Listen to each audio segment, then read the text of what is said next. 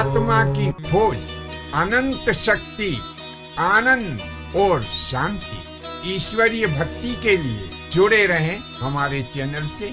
आपका अपना चैनल गुरु अशोक तिवारी, लाइक और सब्सक्राइब करना ना भूलें। धन्यवाद। जय माता की, जय परशुराम। श्री गणेशाय नमः।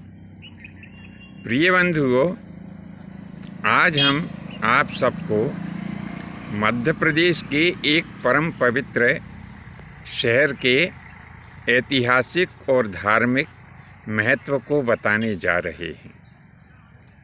यह शहर अति प्राचीन है और माता नर्मदा जी के तट के ऊपर बसा हुआ है।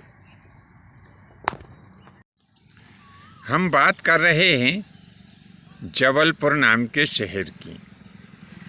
यह जबलपुर नाम का शहर जो है पौराणिक काल का बसा हुआ है और पुराणों में जो वर्णन प्राप्त होता है वह इस प्रकार से होता है कि प्राचीन समय में यहाँ पर एक जावाली नाम के महामुनि का आश्रम था। तो महामुनि जावाली जो थे वो भगवान शंकर के बड़े भक्त थे और बहुत समय तक जब उन्होंने यहाँ पर तपस्या की तो भगवान शंकर जी ने उन्हें दर्शन भी दिया। भगवान शंकर कहने लगे कि हे पुत्र जावाली, सुनो, मैं तुम्हारी तपस्या से तुम्हारे ऊपर प्रसन्न हूँ। बोलो, तुम्हें क्या वरदान चाहिए? तब ऋषि मुनि कोई धन दौलत राजपाट तो मांगते नहीं थे।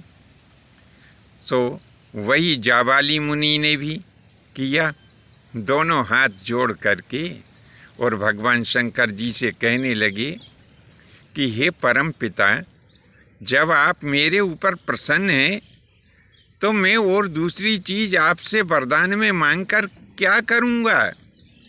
मैं तो केवल इतना ही चाहता हूँ कि आपकी कृपा मेरे ऊपर बनी रहे और यह जो शिवलिंग हमने स्थापित किया है प्रभु, ये मेरे नाम से विख्यात हो। यह समस्त तीर्थ क्षेत्र भी मेरे ही नाम से विख्यात हो।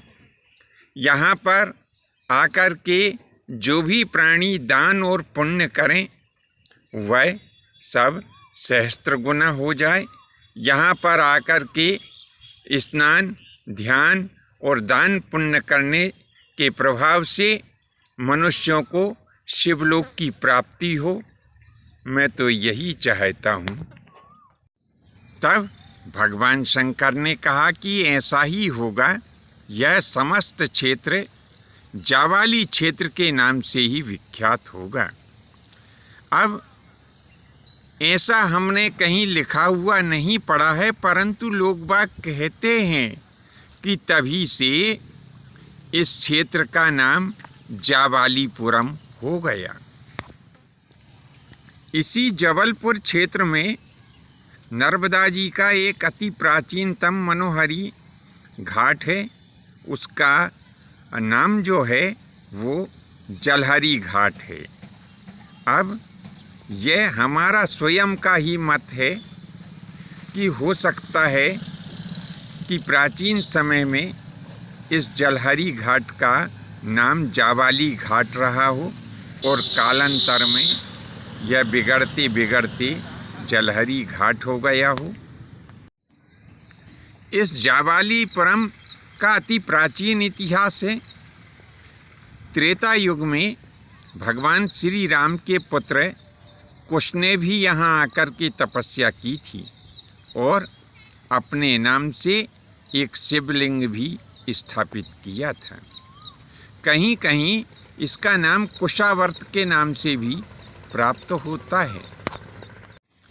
द्वापर युग में यह जावालीपुरम नाम का जो परम पुण्य तीर्थ क्षेत्र है, यह चैदी गणराज्य के अंतर्गत आता था और इस चैदी गणराज्य का उस समय शासक शिशुपाल हुआ करता था।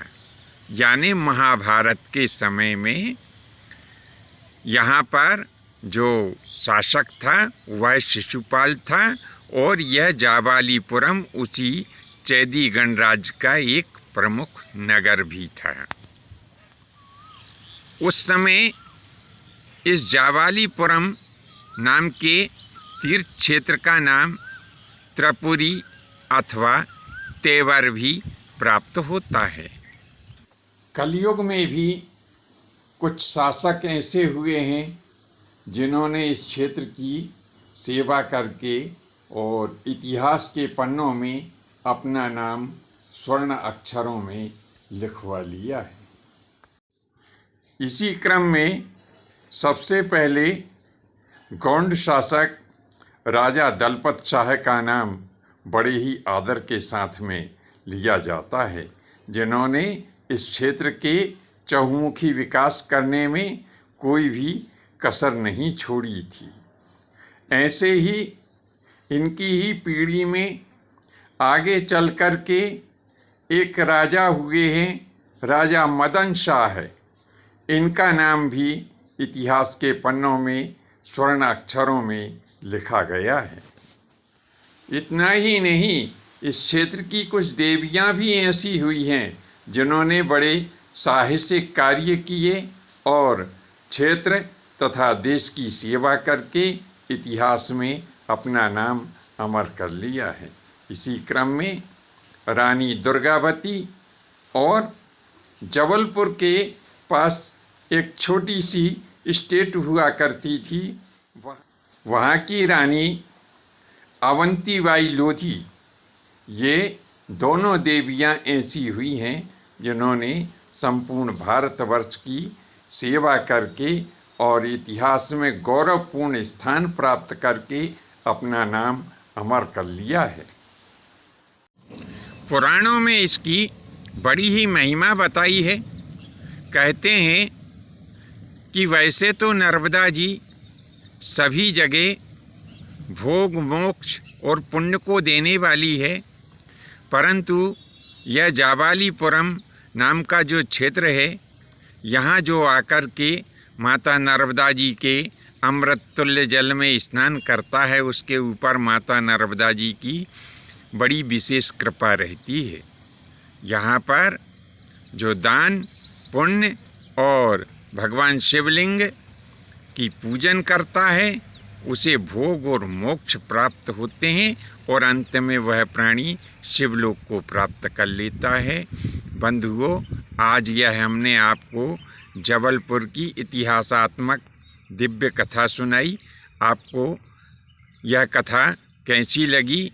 निश्चित ही आपको अच्छी लगी होगी और हम आशा ही नहीं पूर्ण विश्वास के साथ में आपसे निवेदन भी करते हैं कि अपने 2-4 इष्ट मित्रों को यह कथा आप अवश्य ही प्रेषित करेंगे। आज के लिए बस इतना ही। शेष अगले भाग में नए विषय के साथ में उपस्थित होंगे। आज्ञा दीजिए। धन्यवाद। जय माता की। जय परशुराम जी।